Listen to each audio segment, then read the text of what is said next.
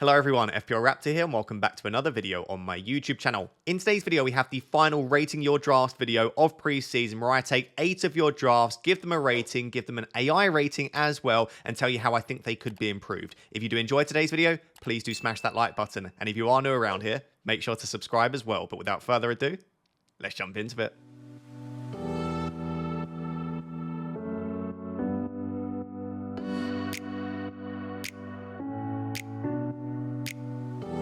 So guys, there is now less than 1 week until Game Week 1, which scares me a little bit because I don't feel fully locked. But I thought I would do one final rating your drafts video because a lot of you will be very, very close to where you'll end up for Game Week 1, barring maybe some final tinkering just before the deadline. But try not to do too much of that, I would say. So if you are new to this channel, firstly, please do consider subscribing. I really do appreciate it. It's completely free for you to do. But basically what I do is I take 8 drafts that all have something slightly different that I'd like to discuss. I give them a random name just for fun. So this is called the How Did You Afford That draft. We have an AI rating from FFHUB, which is the team rating and the predicted points. And then I rate them according to structure, the players, the fixtures, and then give them an overall rating based on the average from those 3. Hopefully that is all clear. And if you do want to get your team rated for free by the AI and get a similar percentage and predicted points, there will be a link down below in the description to do so. And if you enjoy using FFHUB and you want to plan ahead and get all of the other data and stats and articles and player comparisons and everything that you can get on top of that, you can get 50% off during pre-season. So in the build up to Game Week 1, I would highly recommend it. It costs £3.25 per month when you get the 50% off. So there will be a second link in the description for that discount. It supports me because it's an affiliate link, of course, that's why I'm saying it. But also I do think it's an extremely useful site and I wouldn't want to do fantasy football without it. So looking at draft number 1, as I said, I've called it the How Did You Afford That draft? And the reason for that is, you know, sometimes you just look at a draft and you go, wait, how did you afford that? That's a really good draft. And then obviously you start to realize, but I always think that's a really good sign of whether a draft is good. If when you glance at it, you're wondering how the person afforded it. And I kind of felt that way here. So firstly, £5 million goalkeeper, I really like because there is a lot of uncertainty around those 5 millions. Then when I moved on to the defence, Porro, Guardiola, Munoz, not starting any 4.5s. It's a premium defence. Yes, you don't have Trent in there. There's no Arsenal defence, but largely that's a very good defence. I like Porro and I like Munoz. Very attacking. You've got Guardiola in there as your premium. Yes, the bench therefore only has Barco and Fast, but pretty much every week you'd want to start your 3 premiums, and you can obviously change them around depending upon the fixtures. So already really strong. Then when you move on to the attack, you've got Salah, you've got Haaland, you've got Isak, you've got Nkunku, and I was looking at this and going, wow, this is really good. And then the players outside of those 4 obvious, Salah, Haaland, Isak, and Nkunku, that a lot of people have, is Muniz, I think really nice. We spoke about him in the template video yesterday, that he's actually, that front 3 is now the template front 3 of Isak, Haaland, Muniz, but I really like Muniz for his fixtures. And then those 3 midfielders, all relatively differential, and I love them. Brennan Johnson is, I really want him in my team because when he plays, the upside is so high. And I really do believe he's going to start the season on the right wing. If Spurs do sign Solanke, he'll probably start through the middle. Son on the left and Johnson on the right. Longer term, I don't know if Johnson will keep his place, but I like that. Bailey, I think after Nkunku, is the best £6.5 million midfielder. And of course, I'm a Man United fan, so the idea of having Ahmad in there is brilliant. I'm obviously recording this before the Community Shield, so let's see if he starts the Community Shield and looks good in that. But I think there's a good chance he starts in Game Week 1. Not confirmed, but I think it's very likely. So I look at that team and it's brilliant. So how can you afford it? Well, once you look at it in a bit more detail, there's no Trent firstly, although you could get Trent in there. But the big thing is there's no midfielder above 6.5 million outside of Salah. So you don't have a Gordon, you don't have an Eze, you don't have a Bruno, you don't have a Saka, Son. Like it's a very cheap midfield outside of Salah. But you've got 3 6.5s in there that are all very impressive, plus Ahmad, who can drop to the bench once Nkunku comes in. The rotation actually works fairly well. You'd probably bench Bailey in Game Week 2 and play Ahmad against Brighton and Nkunku for his decent fixture. So I just really liked it. This is from underrated_FPL. I've said for structure, 8.9. Decent amount of money in the defence. Midfield is fine. The reason it's not in the 9s for structure is because there aren't any midfielders over 6.5, like I said, outside of Salah. Fixtures-wise, double Spurs, double Newcastle, Fulham. You've got a Liverpool player in there as well. I think Aston Villa have good fixtures, so do Chelsea. Fixtures, 9.1. So overall, I've given this a 9, which is pretty high for me. I'm usually a little bit harsher. Fantasy Football Hub have rated it at 93%. They've got much higher rated teams later on, which I was surprised about. I really like this. Let me know what you think down below in the comments. So draft number 2 is called the all-in on the midfield draft. And as it says on the tin, you are all in on the midfield. And I like this for a number of reasons, but I do struggle with it also for a couple of reasons as well. So what it essentially is a 4 premium midfield, which on paper is beautiful, right? Palmer, Salah, Son, Saka, all 4 of them nailed. All 4 of them on penalties at the time of me recording this, although Solanke could take penalties off Son if he makes the move, which looks very likely. But some people still believe Son will be on pens. But getting those 4 premium mids, you've got 4 good captaincy options, 4 players that will get probably close to, if not above 200 points, especially the likes of Salah and Saka. So I look at that and it's just an exceptional draft. I mean, Palmer is the forgotten man, right? Palmer isn't in any drafts at the moment. Again, I did a template team yesterday. Palmer was on, I think, 12 or 13% of teams. It's a crazy low number amongst the engaged managers. So I love that. And not only do you get those 4, but because Bob has popped, what a name, by the way, Bob. Because Bob has popped up, you also get a City attacker as well, plus Isak. Now, they've got Chris Wood here. Obviously, Muniz on the bench as well. You could upgrade Wood to Havertz, drop Muniz to a 4.5, and then make one further downgrade to one of your other defenders. That's a possibility if you wanted to just make it an elite attack. But Bob, like I said, offers a really nice route into the City attack. And yes, he's only 5 million, but you've then got an attacker from Chelsea, Liverpool, Spurs, Arsenal, City, and Newcastle, and 2 really good cheap forwards to rotate as well. So I really like it. So again, where is this draft lacking? The defense is pretty much it, because actually there's quite a bit of money invested on the on the bench. So I think you can almost take some money off the bench and just upgrade that defense a little bit. Yes, you've got Munoz and Quansah. Maybe I'm not giving enough consideration to. A lot of Liverpool fans keep saying, why aren't you looking at Quansah? And also Elliott. I'm just not sure that they're nailed enough. And Quansah in particular, I think he could get good minutes this season, but is it worth the risk? He doesn't carry much attacking threat, so for me, probably not. So I wonder if you downgraded Neto and downgraded one of Davis or Robinson, you could get an extra million. I wonder if it might just be worth doing like Quansah to Porro, and all of a sudden this team looks even better. I don't hate it. Maybe I've been slightly harsh on the rating, but in terms of structure, I can't give it a particularly high rating for structure because the defense is too weak. And I think when the defense is that weak and you've got loads on the bench, I'd rather just upgrade the defense slightly. Players-wise, I've gone 8.5 because there are just a couple of picks in there that I'm not so sure about. But generally, they're not awful players. And this could start the season very strong. It might be that you need to wild card early, but it's not an awful start. And fixtures-wise, again, you've got 2 from Liverpool, you've got 2 from Fulham, you've got a Spurs asset in there, a Newcastle asset. So generally, the fixtures are pretty strong as well. So I've given it an 8.2, but I'm a very harsh marker. So maybe slightly higher than that. Fantasy Football Hub rating it at 92% as well. What do you think about this idea of investing all the money in the midfield? Is it worth it, or would you like a stronger defence?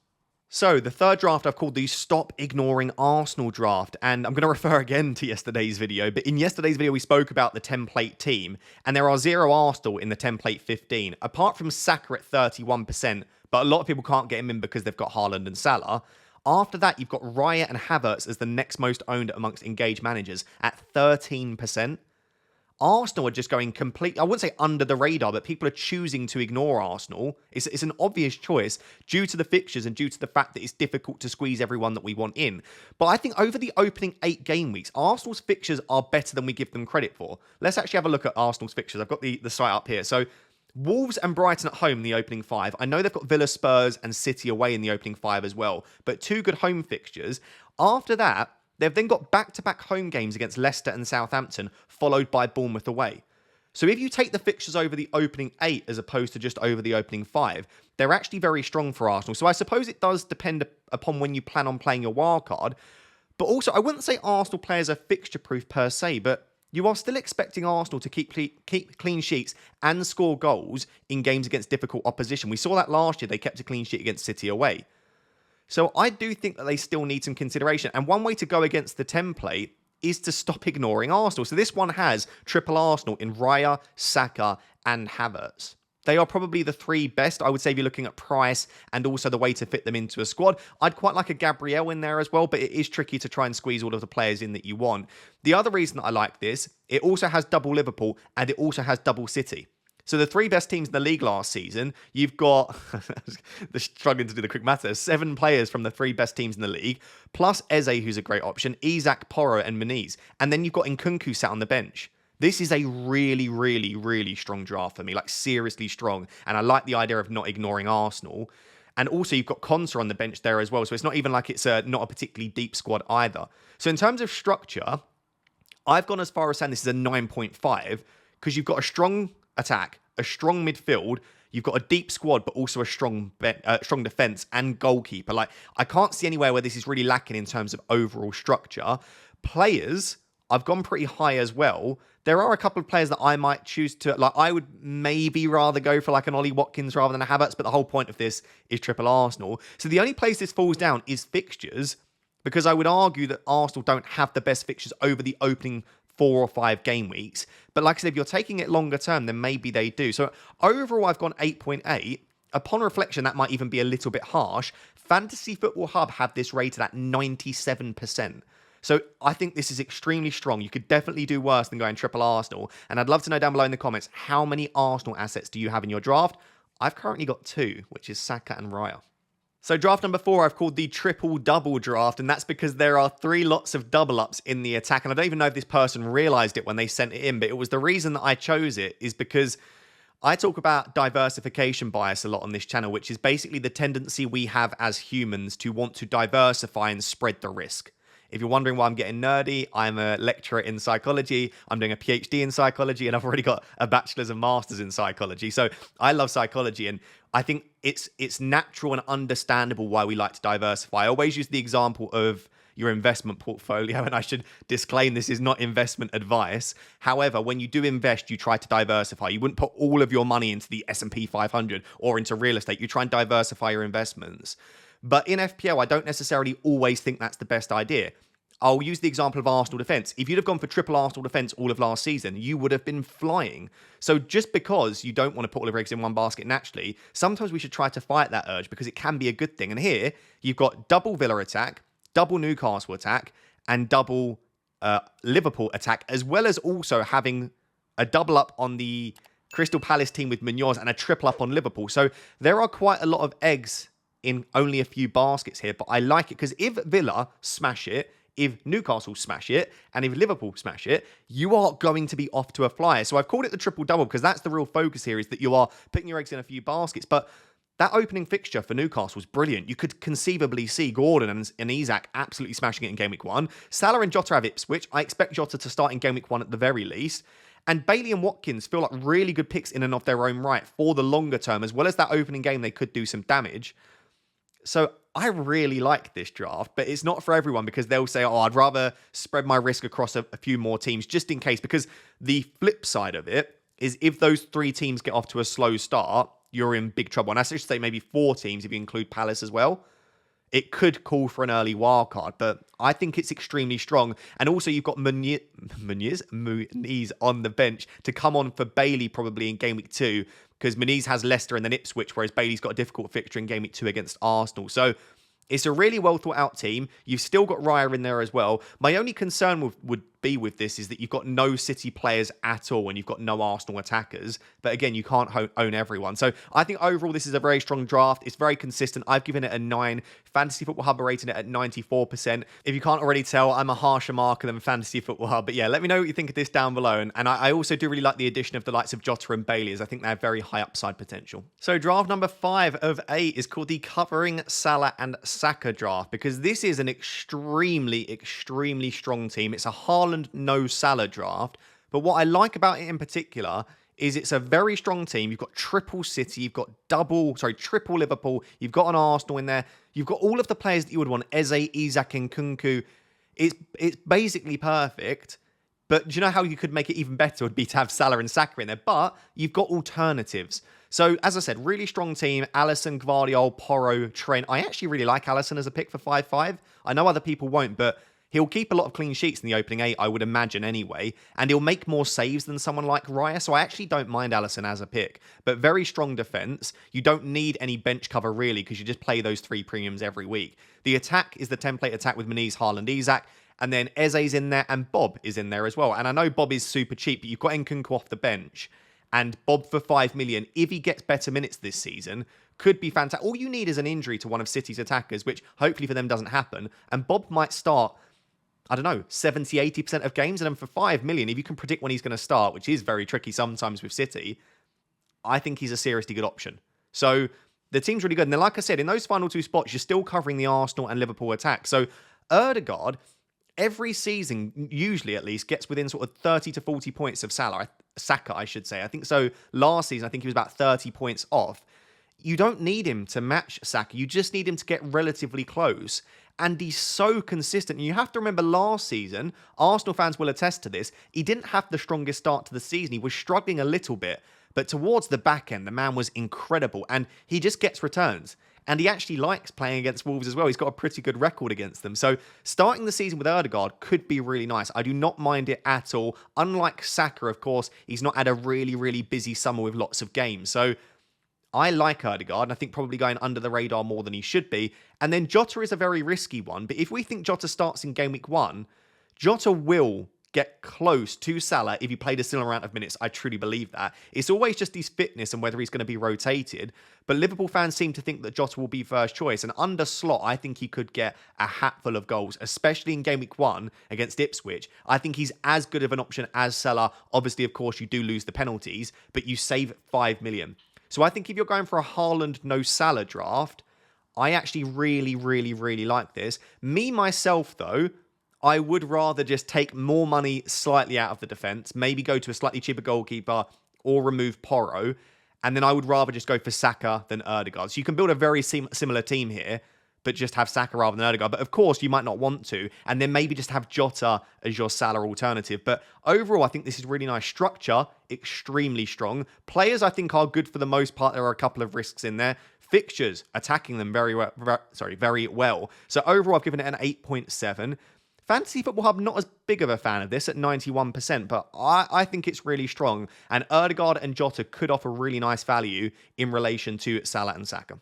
So draft number 6, it wouldn't be pre-season if we didn't talk about a big at the back draft. And it's interesting because it's big at the back, but it doesn't have the biggest, which would be Trent. But it's got 4 premium defenders, you would say, with Porro being the cheapest, Ben White in there, who we'll discuss in a second, because probably going under the radar. And it doesn't have to be a 4 at the back every week. You can see here that they've got Andreas and McGinn on the bench. So it could be a 3-4-3 in some weeks. But a lot of the time, you might play a 4 at the back, especially over those first couple of game weeks. Do I like this? Honestly, not particularly myself. And it's not the big at the back element. It's the having 4 premium defenders I just think is slight overkill. If you had 3 of them and invested the money elsewhere, this is a seriously nice team, which is why I've picked it. But I don't see why you would have 4. Why would you not just strip the money out of one of them? Because there are some really good 4.5 defenders and upgrade one of your slightly cheaper midfielders. So if this was my team, I'd probably lose Virgil van Dijk, drop Virgil van Dijk to either a 4 or a 4.5. You could even go to Barco. That would then give you 2 million to upgrade Andreas or McGinn. You'd only need 1.5 to go to Eze, or even $1 million each. You could go from Andreas to Nkunku and from McGinn to Bailey. Like, in my head, that's just so much better using that money to upgrade those 2 spots there. Not that I think Andreas is a bad pick, and whilst McGinn isn't really in my thinking, he could do okay for you. I would just rather do that myself than have 4 premium defenders. But I think White, Porro, Gvardiol as a back 3 could be really nice. No disrespect to Van Dijk, of course. Ben White, do you remember last season was 0.5 more than the likes of Gabriel and Saliba? And we were like, oh, why would you pay 0.5 more for White? Top scoring Arsenal defender, I believe. Wait, am I wrong? We're gonna do a live check here because I might be wrong based on points. No, White was on 182 points, and we've got Saliba and Gabriel on 164 and 149. So Ben White was top. And once again, we're like, oh, why would you go for White at 6.5 when you can have Gabriel for 6? So he'll probably outscore them again. And he's one of those that we'll say the more casual managers pick because he was the top scoring defender. But what is his ownership in the overall game? Oh, it's still only 11.9%. I like Ben White as a pick, and I think he'll be fairly nailed for the start of the season. So it's a nice defense. The other picks that I really like, again, Palmer. No one's going for Palmer because Nkunku sat there, but I still think Palmer. This isn't a great section, is it? I still think Palmer is going to be fantastic value, even at 10.5. De Bruyne, I think, will start in game week 1 and is a nice way to cover if you don't have Haaland. And then obviously Watkins, Isak, Solanke. I would say the biggest issue, I suppose, with this team, as well as it being a very premium defense, is that you don't have Haaland or Salah. But you do have some sort of semi-premiums in there in Palmer and De Bruyne. So it wouldn't take much for you to get to Salah. I suppose you could even do Van Dijk to Barco and Palmer to Salah if you wanted to. But yeah, it's a decent draft, and it's nice to see something a little bit different as well. I've been a bit harsh with the marking. Like structure, I've said 7.1. No Salah, no Haaland, and a bit too much in the defence for me. Players-wise, I've said 7.8 because I don't really love Virgil van Dijk. McGinn's not for me. There are some doubts around where Solanke will be playing in Game Week 1. I think there are probably better goalkeepers than Areola, although I like that you've gone a little bit different once again. Fixtures, I think you've attacked them fairly well here. You've got double Newcastle, you've got a Spurs asset, a Fulham asset, you've got obviously double City who have really good fixtures from Game Week 2. So fixtures-wise, okay. Overall, I've given it a 7.8. Fantasy Football Hub say 88%. I like that it's a bit different. I'd just strip a bit of money out of that defence and invest the money into probably upgrading McGinn to someone like Eze and probably go for a 3-4-3 instead. So for draft number 7, I've called it the aggressive picks draft because whilst it looks fairly template at a glance, and it's a very similar structure to a lot of others with a 3-4-3, it is absolutely attacking the early fixtures because there are a few picks in here that we are pretty certain will start Game Week 1, but longer term, they might not necessarily get the best minutes. So I'll point to a few in particular. Lewis Hall should start, in my opinion, Game Week 1. Even if Newcastle do sign Gay, I don't know if that Burn will go straight out to left back. Lewis Hall's looked extremely impressive in pre-season. So I think Hall will start the season. Whether or not past Game Week 2 or 3 he continues to, we don't know. But that's the idea of attacking aggressive early. Gordon, with that Game Week 1 fixture, feels like another player where his minutes are secure, but it's very aggressive. You could even go for Murphy in there if you wanted to go full out aggressive, who looks like he should start the season at 5.5. And then Elliott is another player that lots of Liverpool fans seem to be saying to me, why'd you keep, a bit similar to like Kwanzaa, why'd you keep ignoring Harvey Elliott? The man is going to get good minutes in that number 10 role. But then I've equally got Liverpool fans that are saying Szoboszlai is a good pick. I don't think both of them won't play the number 10 role, so who is it? I'd love to know down below if you're a Liverpool fan, who do you think? And as I said before, Slot has in the past at points played with 2 9s and had one of them drop in as the 10. So you could even see Gakpo play as the 10, Diaz or Jota or Darwin on the left, and then another one of them through the middle. So I just worry, is Elliott going to get enough minutes? But when he plays through the centre, the man is exceptionally good at football. And also, his attacking returns, I think, will be a lot higher as well. So it's an aggressive early pick. This team also has Solanke, and assuming that, of course, Solanke moves to Spurs, I'd imagine. Then you've got Solanke, Son, and Porro, all triple Spurs against Leicester away. It's really, really nice. So I look at this team and it's aggressive, nice and early. You've also got someone like Ola Aina on the bench as well, who should start at wing back for Nottingham Forest with really nice opening fixtures. So I think this is a very, very, very strong team, but it's also a very risky team. So if you pick a team like this, I would say get ready to play a wildcard in Game Week 3 or 4. As long as you're happy to potentially do that, you could get off to a ridiculous start with a team like this. If Hall starts, gets attacking returns, clean sheets, Elliott starts in that number 10 role, Spurs have a really good opening fixture against Leicester and they smash it, maybe Newcastle do really well against Southampton, you could be ranked like top 1k after a couple of weeks. It could go very well. So overall, I've given this an 8.8. I think it's extremely strong. Where's it lacking? I think it's just like those safety of minutes. Also, penalty takers, there's not that many. We don't know if only one of Solanke or Son will be. And then you've got Haaland and Isak. Outside of that, you've got Gordon and Kunku, Elliott. They're very high upside picks, but they're not on pens. Not that that's necessarily an issue. And maybe no Arsenal attackers, but Raya in goal, so at least you do have an Arsenal asset. It's a really nice pick from James. I have no major issues with it. Just get ready to potentially play an early wildcard, like I said. So draft number 8, I've called the quadruple Spurs draft. And actually draft number 7, I realised as I was revealing it, that also technically could have had quadruple Spurs if Solanke moves. But this is a more deliberate attempt to have quadruple Spurs. And it's got Porro, Son, Johnson, and then Solanke. And people always ask me about this. What happens if you have a team like this with 3 Spurs and Solanke, and then Solanke moves to Spurs? If you're new to the game, what that will mean is as soon as Solanke becomes a Spurs player in the game, if he does, of course, and this is assuming quite a few things at the time of me recording, what that will do is you'll still have 4 Spurs, but as soon as you want to make a transfer, even in pre-season, the next transfer that you want to make in your team, you'll have to remove a Spurs player. It will force you. It won't let you make any other transfer other than to remove a Spurs player. So if you build a team that you truly like, Solanke moves to Spurs, and you don't need to make a transfer before Game Week 1 for any other player, yes, you would go into Spurs versus Leicester with quadruple Spurs. Now, do you want to do that? I don't know. Leicester is often quite a high scoring game, and having triple attack there isn't an awful thing. And I think that Son, Johnson, Porro, and Solanke, each in their own right, they are all fantastic picks. I don't hate it, especially if you're a Spurs fan. I think it's quite funny to do this kind of thing. But yeah, just bear in mind that then as soon as you want to make a transfer, game week 1, game week 2, game week 3, game week 4, the next transfer you make is to take out a Spurs player. I think Ralph actually said that his plan might be to do something like potentially, I think he said Son to KDB. You wouldn't be able to do it if you also had Bob, of course, because you can't have quadruple City in game week 2. But I like the idea of if you're booking in a transfer to remove someone like Son anyway, then maybe you potentially consider it. So, listen, I've got no issue with this, and obviously it would be dependent upon Solanke moving. I still think Solanke is a great option at 7.5 at Spurs if he moves in time, and we know for a fact that he's going to start game week 1. My only concern is I do want to get those penalties confirmed for Son or Solanke.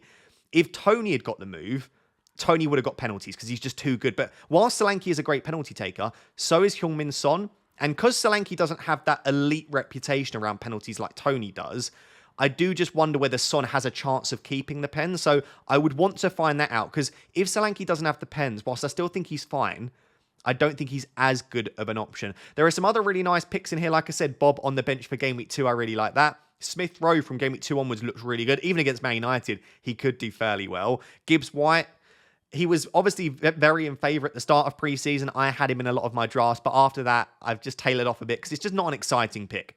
His data's consistent. He'll get you returns, but he's never really shown that ability to go out there and get you 10 plus goals a season, which is what you want from that price tag. So I've gone off Gibbs White a little bit, but I do still think he's a good pick.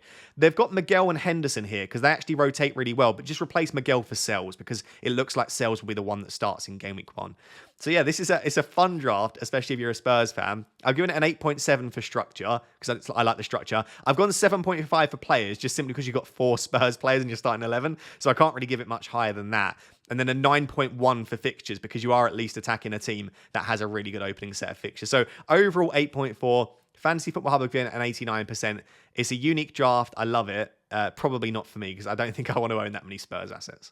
So guys, as I said at the start of the video and throughout pre-season, forgive me for mentioning it a lot, I know I do, you can get 50% off at Fantasy Football Hub at the moment. They are one of the biggest partners and supporters of this channel, which is obviously why I mention them so much. But I have genuinely been using their site for over 3 years now, and I couldn't imagine my FPL experience without it. So if you want to support me, but also get access to all of the data that I use in these videos and much more, you can do that. There is now a new AI assistant sort of chat box on the app, which looks super cool as well. You can get your team rated, the My Team feature, Opta stats, points projections, fixture analyzer, player comparison, live rank during the game week if you want that as well, player profiles, match center, team reveals, articles. There is so much on their site, like beyond what you can imagine. I've probably still not explored all of the stuff that you have available. So yeah, if you want to support me, this is the best time to do it because after pre-season, I don't know how long that 50% off will last and then the discount will drop. So I would do it now if you're going to do it at all. It works out as £3.25 per month if you sign up to the yearly membership. And I would really appreciate if you did so, but obviously only do so if you want to and you can afford it. For now, you can just feel free to check out the link down below, which allows you to get your team rated for free. So maybe do that. If you like the experience and you want to sign up, you can, of course, have that choice. And yeah, I appreciate you listening to this section and do give it a checkout link in the description. So guys, there you have it. Actually, one of my shortest videos of pre-season. For those of you that are complaining about the length, if you're still watching, there you go. There's a little present for you. But I don't normally upload on a Saturday, but I wanted to get an extra video out because I've just got so much content planned. So if you enjoyed this Saturday upload, please do smash that like button. And if you've watched to this point and you're not yet subscribed, please do so. I'm trying to hit 125,000 before game week 1, and I'm still a little bit away. So I would really appreciate the support. Until next time, thank you very much for watching. Bye-bye.